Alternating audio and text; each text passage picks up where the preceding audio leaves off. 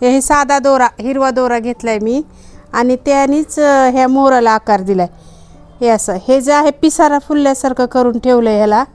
हे असं गोल केलं आहे जेट प्लॅनलाच. आणि हा जो मोर आहे तो फक्त असं बांधला आहे मी. आणि हे ओम केलं आहे मी, ओम. आता हे पूर्ण ओम झालं नाही माझं, ह्याला वेळ लागेल. आता हे असं इकडं वळवून हे असं, आणि हे एक सेप दिला आहे बदामाचा. ह्या प्लॅन्टला पाणी खूप कमी लागते आणि कमीत कमी हे प्लॅन्ट जे आहे ह्या प्लॅन्टला ऊन खूप लागते.